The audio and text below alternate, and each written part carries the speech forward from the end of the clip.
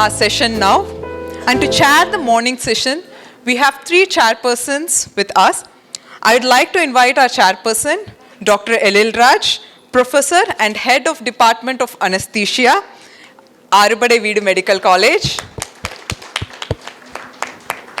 Dr. Lata, Professor and Head, Department of Microbiology, AVMC, and Dr. Sasmita, Professor, Department of Biochemistry, AVMC.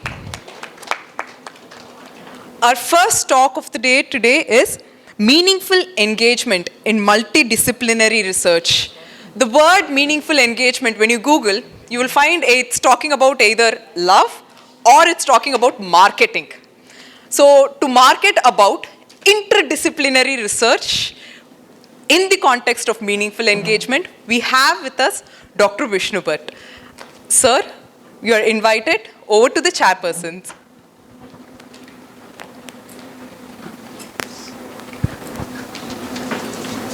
Sir, a topic.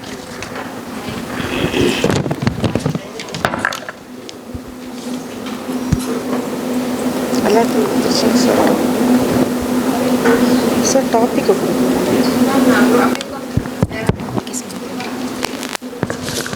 Good morning everyone. On the day 3 of our conference, the first plenary session is starting with Dr. Vishnu Bhat. The topic is meaningful engagement in multidisciplinary research. So Dr. Vishnu Bhat is our Director Medical Research. That is the only thing we have given, but he is a person for all in all. Any help you need, we go to sir. Not only research, anything else also. So, sir is a all-rounder for us. So sir is a Director Medical Research. He is a Professor of Pediatrics and Neonatology. And he has started his career in JIPMER in 1979 from a senior resident and completed as a Director of JIPMER in 2018. And he has done his WHO Fellowship in Neonatology at University of Illinois, Chicago, USA, and basic MSH care at Nepal and Thailand. He has also an additional qualification like WHO Fellowship, and he is a faculty of a prestigious National Teachers Training Institute Center, JIPMER, till 2019.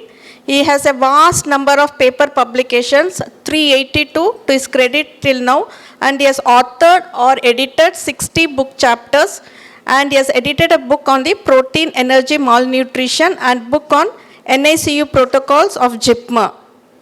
And he is also an associate editor for Indian Journal of Pediatrics. He was awarded a prestigious Dr. K.C. Chowdhury Lifetime Achievement Award in 2022 for his recognition and outstanding contributions in the field of pediatrics. He is also a recipient of many awards like a Best Scientific Paper Award and also Oration of National Neonatology Forum in 2017, and many more to go which I cannot complete today. So I invite Dr. Vishnu Bhat for this session. Thank you.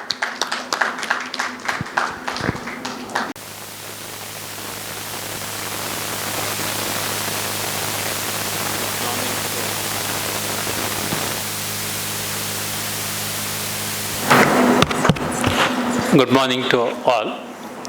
So you may be thinking, why research in medical education? But I think it is very important we stimulate our students to think, innovate and act. So I will be talking next maybe about 35 to 40 minutes on meaningful engagement in multidisciplinary research. So research is something what I am doing when I don't know what I am doing, said Von Braun. If you look at Albert Einstein, he said, if we know what we are doing, then it is not research. Always research should have some innovation, some new idea, new thinking, which will help the future.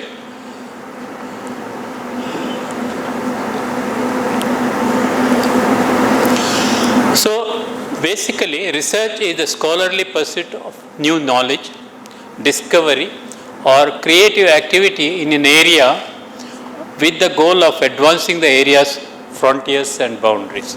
So this should be our attitude. If you see Neil Armstrong's statement, research is about creating new knowledge. All of them are telling the same thing, that is, you need to do some innovation, look at new things which will help the future. This gentleman, Langerhans, he was just 22-year-old medical student when he discovered the islets of Langerhans. Best was 22-year-old medical student working with Banting when he discovered insulin. What I am trying to say is that one need not have white hair, one need not have thick glasses, one need not be very old to make a discovery. It is the interest with which we work makes the new discovery. So research is something what everybody has seen. Already it is there. Only thing is thinking what nobody else has thought. This is a statement by Albert St. George. So research strategy, it relates to the future of the health. So we need to look at the health condition of the future and work for it. It's about taking action now to secure the future. We do not know what will happen. Suddenly something may come up, just like what we had in COVID. So you should be ready to face the future. Future is uncertain, and we look at future with whatever little knowledge we have. So it is not that we have answer to all our questions. So unless we find solution, we cannot secure our future.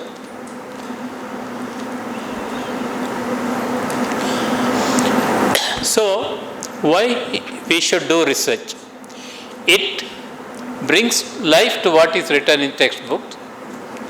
It should not be just another exercise which already known, so you should look something novel.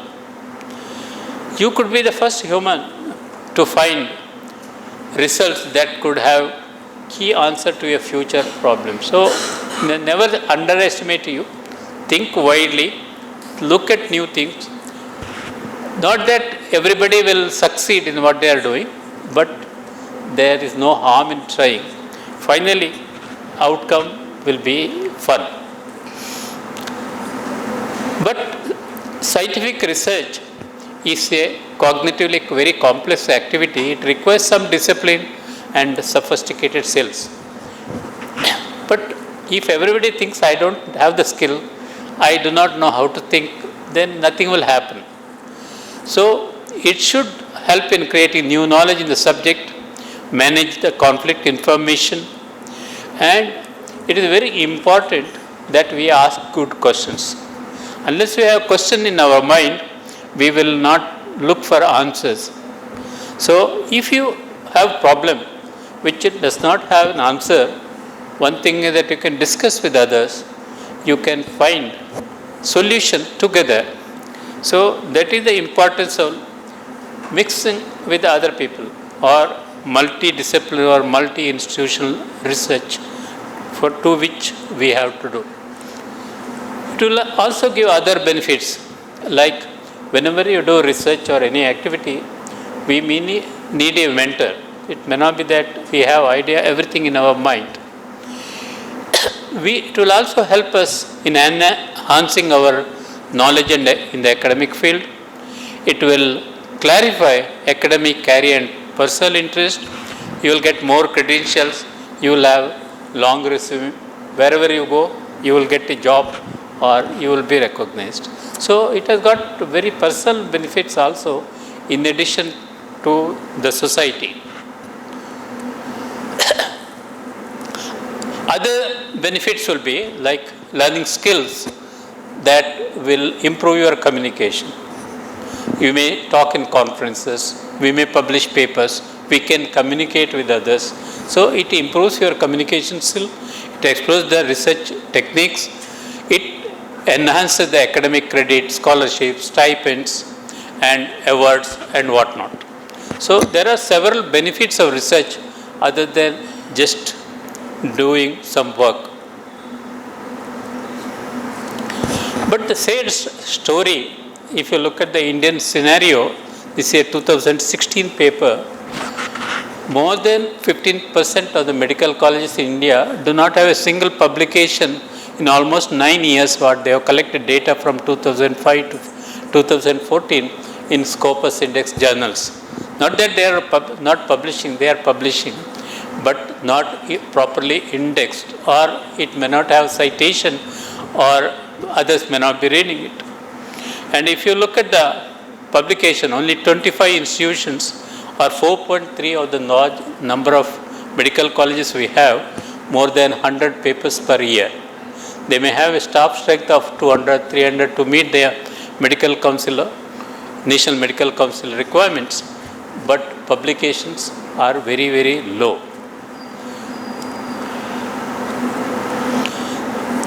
Scientific research and innovation are essential for progress of the nation. In developed countries, which are doing a lot of research work like USA, China, Russia, Japan, they are the people who publish more papers, do more research work, more infrastructure development. And if you look at USA and China, and the contribution in index journals is almost 50% of the world's publication, whereas India accounts for 2.7%. Number is also less, quality is also not good. Why it is happening? One of the important thing may be India's higher education is one of the largest, almost 51,000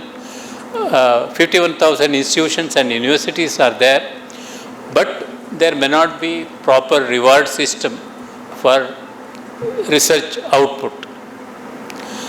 So even if you publish, unless it is well indexed and better citation is there, we will not get recognition. So maybe the reward system may be one thing lacking. Management principle, if you look at, more than 80% of the staff working or employees working will do their work only if there is some incentive or rewards. Only about 10 to 15% of the population or the employees will be self-motivated and they will work, whether you get anything or not, they will work. So most of the over 1 million technical graduates which we bring out every year, the output or the activity in research is very minimal. From a teacher's viewpoint, research commands a high investment of time. Sometimes it is difficult to maintain work-life balance. So you have to balance your life along with the research, which some people find difficult. So if you ask somebody, they say, sir, I don't have time. So what he does, God only knows, other than gossiping, nothing happens. So after standing and teaching the entire day, sometimes we may find difficult to find enough time for your research because you have to look after your family, so many other things. So how to integrate all this into research is also an art. So the teachers also should be must well read and trained so that they can guide their students. So culture of research is a system that places great value on conducting and communicating scholarly research. So the administrators should make a plan in such a way that they bring an environment for doing research. So there should be facility, there should be incentive, there should be facility for publishing and also recognition. So if you do that, probably the system will work better. Many of us sit under the tree, but only Newton could think that the apple is falling because something is pulling it down. Why the apple is not going horizontally or upwards? So many things we see, but we do not think why it happens. So you start, ask a question, discover, shape, prioritize, and then act. The basic questions you should ask in your mind: what I should investigate or why I should investigate, what is the outcome, whether it will benefit somebody, whether it will improve the infrastructure, what will happen after that, and for whom we are doing this. So these questions you put in your mind when you do any research. So you should get an idea in your mind. So from where do you get idea? It may be a problem which you see in your day-to-day life. It may be that you are reading articles in journals and they will say limitations of this study, what is the problem. So that should give an idea to do further research. Based on your idea, then you should make a research question. It is very important that a researcher gets a good question so that whatever model he develops, give a good answer. So you make a conceptual model, you develop a hypothesis, because we do not know what will be the outcome. It may be this way, it may that way. So you put a research hypothesis, then you collect the data and methodology you develop based on your hypothesis and research question, collect the data, analyze, then publish. So we must consider the pros and cons whenever you start a research. First we should have an idea what we are doing. If you are just like Vasco da Gama has traveled, you may not reach where you are or you may not even know where you are reaching. You should also think whether you have sufficient time. Your idea may be good. It may require 10 years to study, but whether you have that many number of years of service to complete that. Can you bear the cost? Whether you have money from the institution, from the external funding, or from where you get the money. And what are the assumptions which we are testing? All these should come to your mind. As you all know, the objectives which develop after the research question and hypothesis should be SMART objectives. They should be specific, they should be measurable, they should be achievable, realistic and time bound. So whenever you make an objective, it should be very, very specific. Sometimes you do not know how to write an objective. So any objective should be very specific. It should be measurable, whether it's an educational objective or a research objective. And your methodology should be able to measure your objectives. So the objective and the methodology should match. And with the resources available, with the material you have, with the funding, whether you can do it or not, and whether you have enough time for all these. So you make a plan, make the objective, then initiate the research. I am sure you will be successful. So scientific thinking, the critical thinking requires that one rejects the faith, authority, revelation and subjective human feelings. We have so many thinking, it may be right, it may be wrong. So you should do research, find a proper answer and improve your basic knowledge. It's a to look at the research question, make observation, data, hypothesis, testing, theories. These are all part of our research. So you use empirical evidence, practicing logical research and possessing a skeptical attitude which will bring out good scientific output. As I already said, more than 50% of the medical colleges in India do not have publications or publication worth looking at or citing, and only about 5% of the institutions are contributing majority of the scientific research and publications. It should be that, of course, now Medical Council for promotion, everything they have put to publication for each level. So they will bring papers. So they will pay some 5,000 rupees and bring papers. And where it is indexed, it may be index Copernicus. What is the impact factor? He would have written 8 to 10. Who was given the impact factor? God alone knows. So these are the issues which you have to see. Sometimes you may get cheated. There are so many clone journals nowadays. You may think it is Scopus Index, PubMed Index, they will write. So you pay 10, 15,000. When it comes out, you find that it is not indexed. So you should be very, very careful in sending to journals which are not properly indexed. So to develop research, we should act at the institution level, at the leadership group, and at the individual faculty level. The improvement has to take place in every level so that the output will be good. So at institution level, you should have good communication with the professional network. You should develop network so that it becomes easier for the faculty members or the students to communicate with others. We should provide enough resources and sufficient work time. You should give some research time. If suppose he is seriously engaged in research, you can relieve that person from other commitments so that he can concentrate on research, and you should provide experience and expertise and improve the communication, provide rewards. One of the important things may be faculty recruitment. So while recruiting itself, you can look at his interest in academics, his interest in research, then you record him. With the mushrooming of medical colleges, many colleges have shortage of faculty. So whoever comes you take because you do not have enough faculty. But once you recruit them, you should provide proper mentoring programs, facilitate their network, and provide time for their research. So nobody should say, I don't have research. If they say no time, then you ask them, what are you doing from morning till list and give me for 3 days.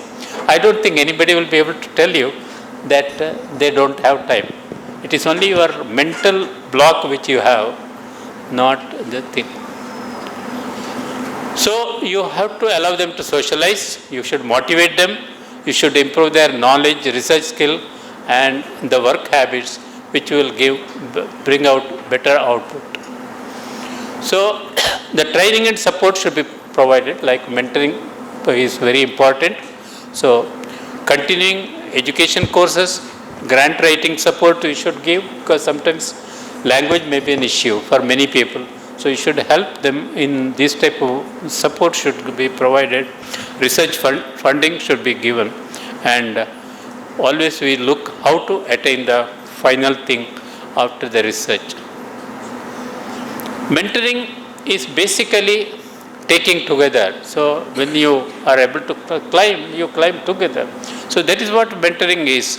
So the one person holds the hands of the other and they grow together. That is very important. So this culture of mentorship should be inculcated in the medical colleges. So network and collaboration, as I already said, sponsored faculty members to conference like we are conducting conference, people come, meet, talk, you develop new relations, hosting conferences and symposia, and establish institutional relationship, other universities, professional association, government bodies, which will have better interaction among the faculty. Yes, research funding is another important thing. A sound process of research funding depends upon the organization and guiding principle. Research must meet the standards of quality, the fear of innovation and contribution to the knowledge.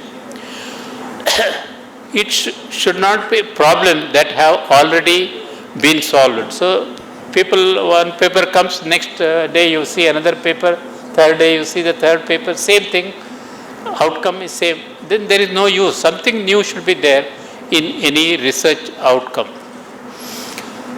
So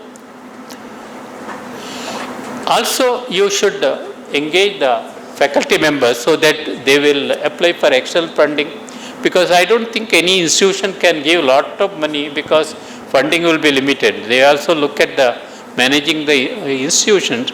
So no institution will have enough fund themselves. So you should try to draw external funding. You should also allot money for the research activities, infrastructure, and providing mentorship. You give generous sabbaticals. If you think the output will be good, give them time, give them leave, let them work, let them do the show the result, and the faculty should have good access to research laboratories, facilities and libraries. Libraries are important. You should have a good library, either online or physical, so that they could do study and think. Now, there is a proposal to make the National Research Foundation, which will probably will improve our funding for various research activities. So, it will have a particular focus on interdisciplinary and multi-research activities. So, you should look at interdisciplinary, multidisciplinary, inter-institutional research work, and the funding will be more when multiple people join together, because the outcome is likely to be better. So the staff skills are important. They should have personality, mindset, interpersonal skill. Research cannot be done in isolation. So they should be able to mix with people, talk to people, get ideas and improve their professional knowledge, and collect all these and bring out research output. So in the center we have the researcher, who should have the vision, charisma, integrity, self-awareness, strong commitment. Around him the institution. Finally we look at the society. So whatever you do, whatever your outcome is there, it should affect the society to improve their health infrastructure and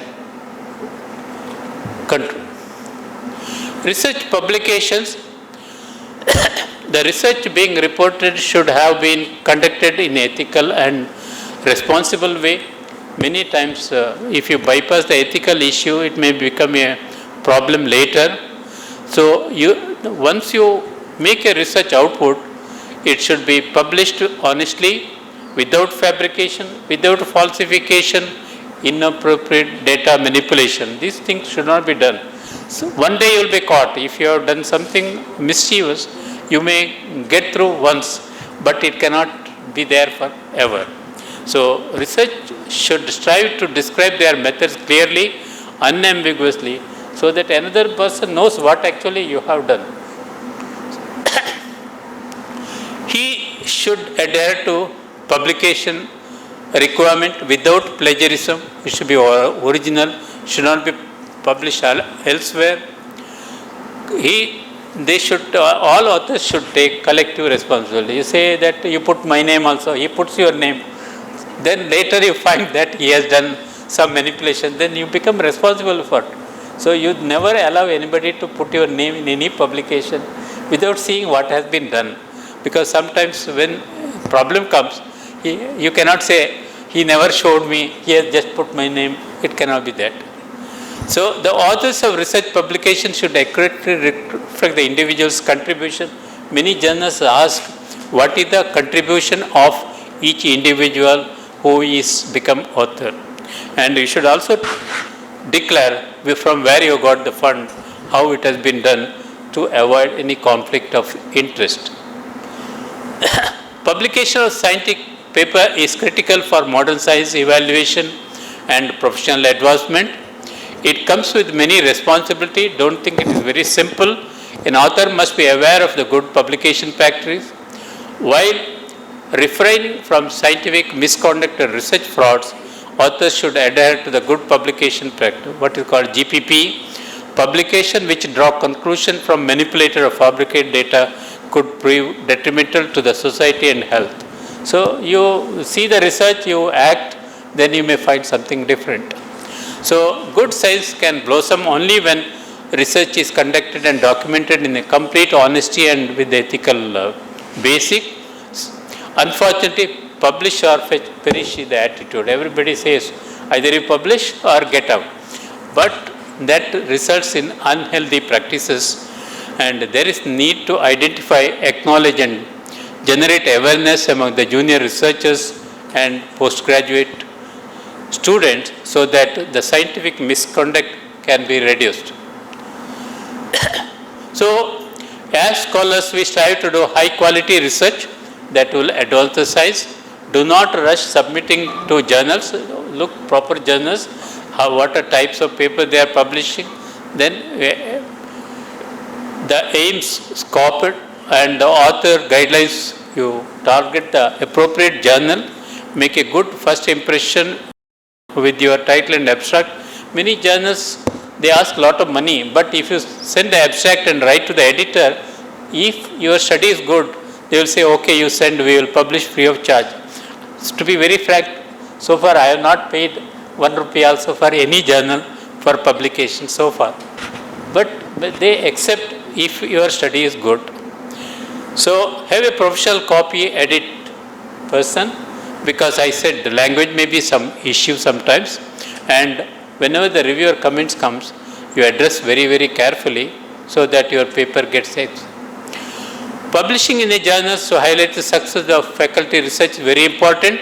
It circulate in the newsletter, memos, emails, so that people know what you are doing. And creating faculty awards in recognition and achievement, which I was talking repeatedly, show something, award on position, people will work towards that. So collaborative research is other important thing which you look at. Most critically important scientific issues and innovative technology can often be solved only by multidisciplinary and multiple individuals working together. So the merging of different fields like clinical, non-clinical, paraclinical together, you can bring out better output. So collaborative research is the one thing which you should look for. So better research output will be there to improve the research output.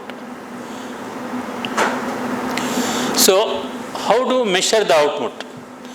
We ask the individuals to say how many funded, unfunded research projects you have handled, how many papers you have published, where you have published, what is the impact of the journal, and the quantity of publication, grants and presentation. We have done in a conference, everybody is asking for certificate. I saw one message today morning, I could not attend the conference, can you send me a certificate? So that type of thing also will be going on. So regularity of the people who are becoming principal investigator, that also should be given recognition.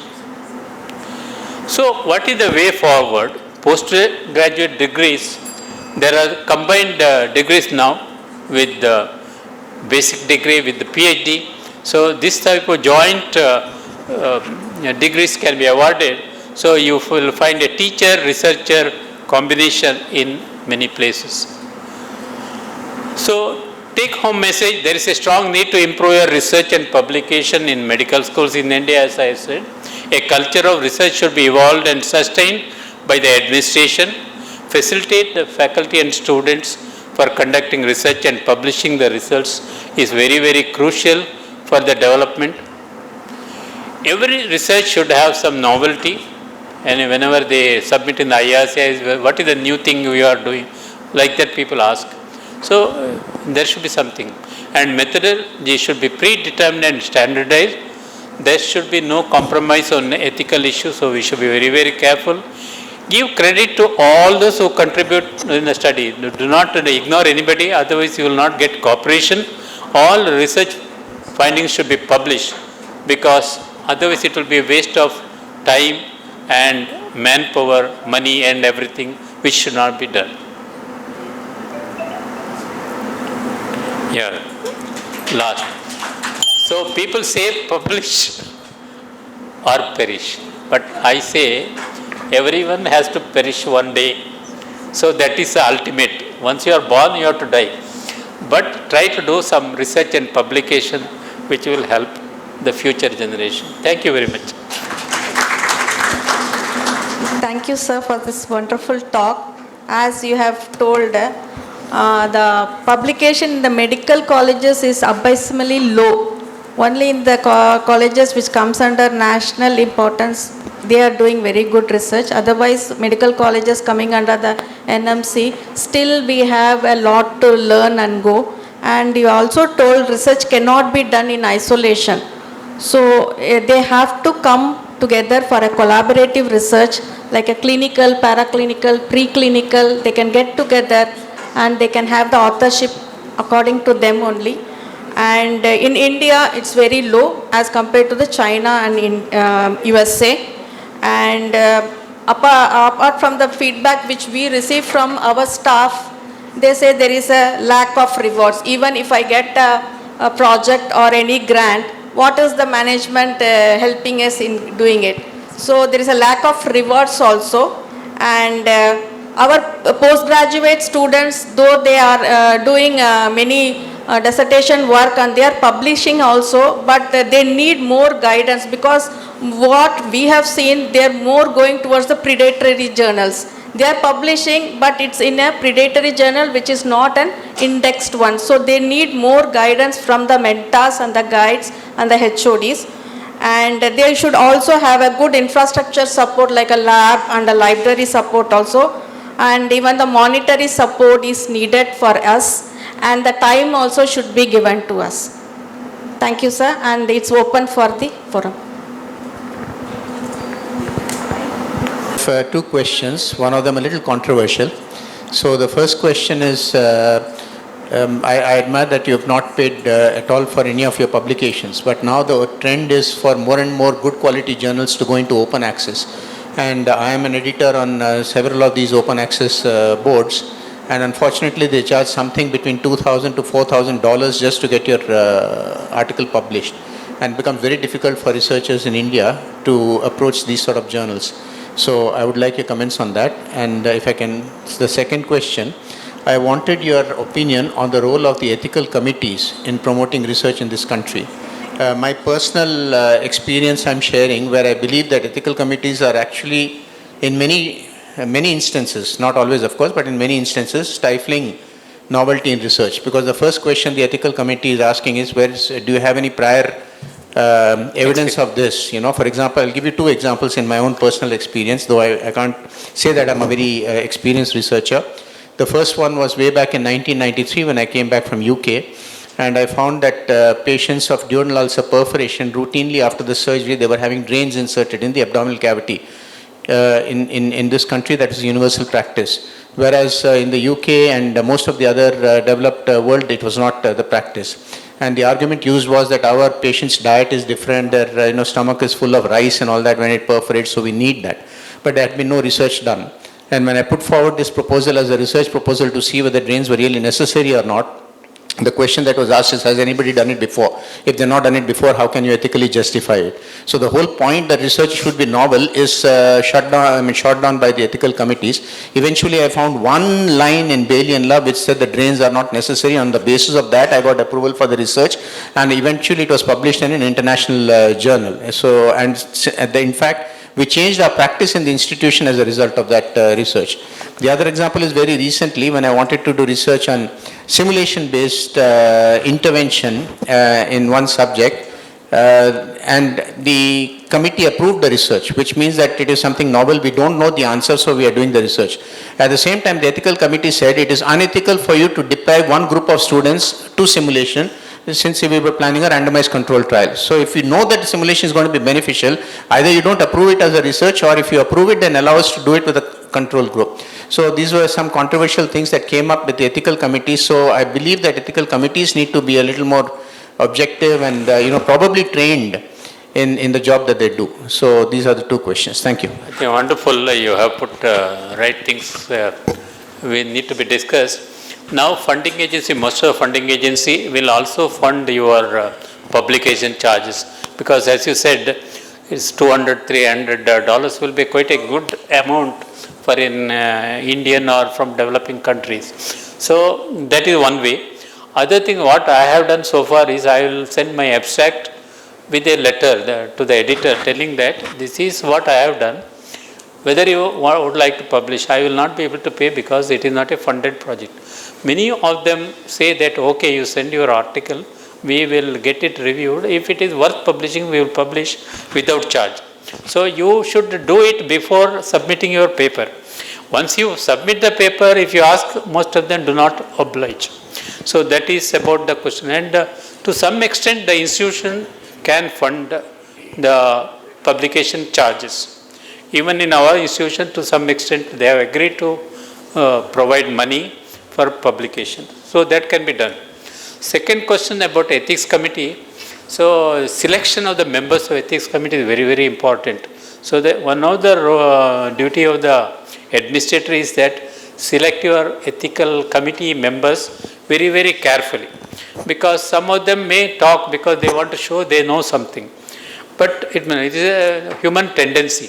So whether he himself has got research experience, whether he has got experience, that also you should look when you make the members. When you to make a member, you cannot say you should not talk.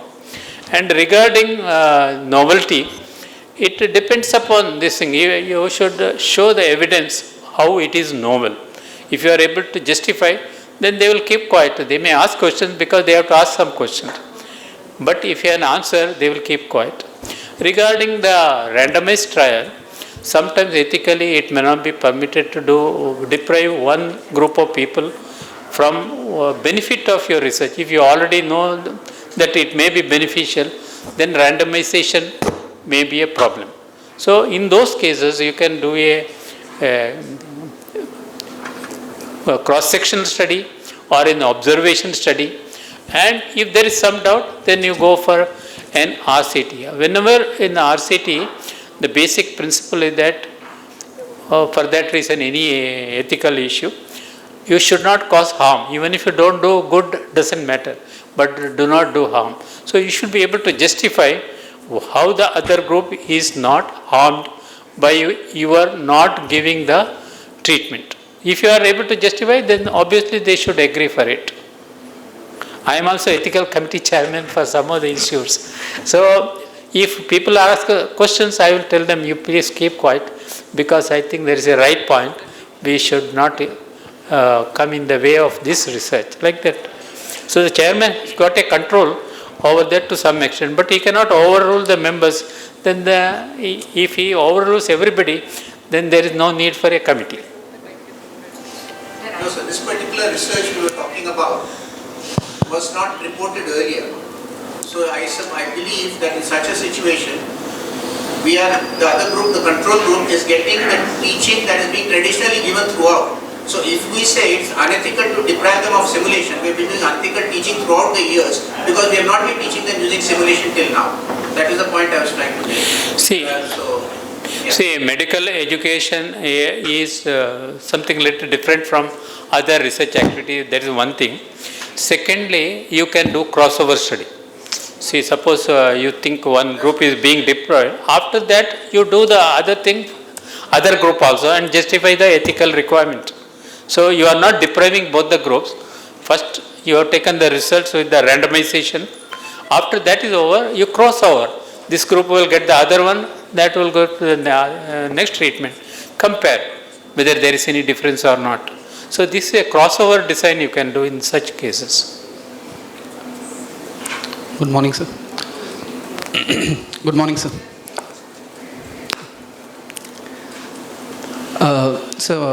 My question.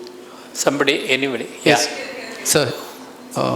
So my question is, like this is about our medical college, even NMC is involved in this, that it prescribes limited number of faculty in any department. They have these prescriptions that 2, 3 to 1 and or 1 to 3, whatever it is.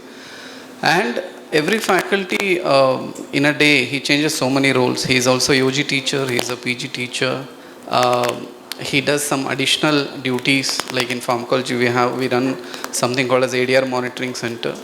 Every activity needs a dedicated time for it to actually develop and actually make an actual impact. So when there are so many roles a particular faculty is actually playing, so what are your comments on how research can how we can do quality research by doing apart? For example, if you are a UG teacher, we will not only be taking classes, we will be taking practicals, we will be conducting exams, correcting papers. So much he is involved in so many activities, and within that, and he is also a human being who has got out of the college hours also he has got a life. So in this, how do we actually make a good quality research? I think. I got your question. Yes, sir. Thank you. So that's what I said. Time management is very, very important. Everybody has got 24 hours in a day. Nobody has got more than 24 hours. If you take a week, only 7 days are there. So the time is limited for everybody, not only for an individual, for the whole thing. And I agree that number of faculty may be less because lot of medical colleges, we may not be able to meet the number of faculty members to accommodate so many activities. So medical council also, okay, make a 3, 4 like that, they will distribute. So within that time, how you will do research is very, very important. How you allot your time. So research does not mean everything you will sit and do yourself. When you ask for a funded project, you can also ask for manpower. Most of them will give some manpower. So technical job, collecting the blood sample. Your idea is you have to monitor what is happening so that they don't cook up the data and give you wrong data. So your capacity sometimes may be as a supervisor rather than actually doing it. Suppose Madam was telling more than 380, 400 publications. But most of the paper I might not have written myself. I will make them sit, write, I will edit, I will correct, I will make them rewrite again. So my job is not just sitting in the lab and doing. I was running head of the Department of Pediatrics and Neonatology, very busy department. I will see patients also, I will do research also. So everywhere we cannot be one person going around. So what you do is delegate responsibility. To your students you include, technicians you include, people around you include, some involves preclinical, paraclinical, you call them, make friendship with them. Many of them may not have enough work. So you give them some research work, put their name. So like that you have to work. So time management is very, very important. If you look at time and calculate, you will never find in your lifetime. So we have to plan.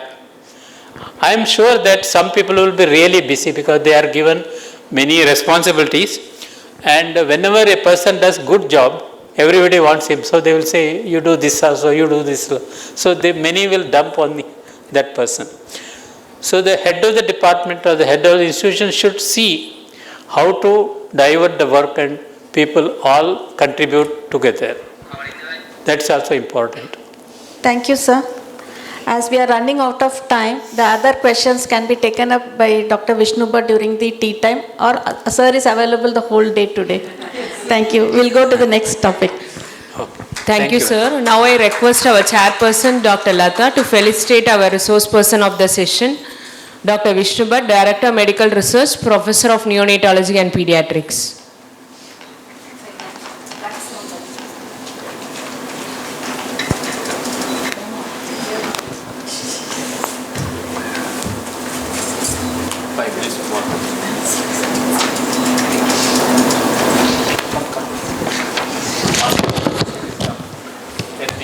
I request the other chairpersons to join the dais.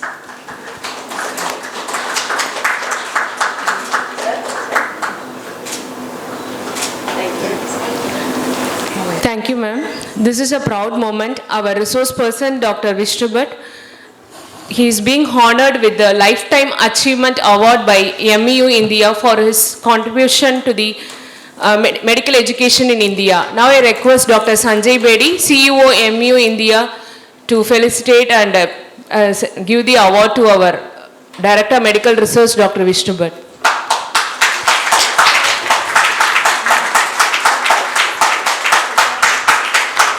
I request our audience to give a standing ovation for our sir. He has been awarded with the Lifetime Achievement Award.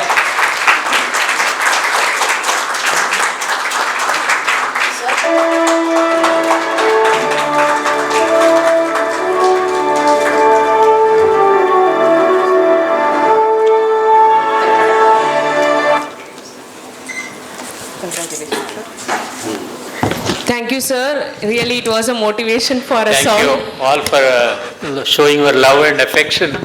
I had given this talk on 19th of this thing, under MEU India, that Dr. Rita Sood Memorial Oration. And I am thankful to MEU India and you, sir, for selecting me for the oration. Thank you very much.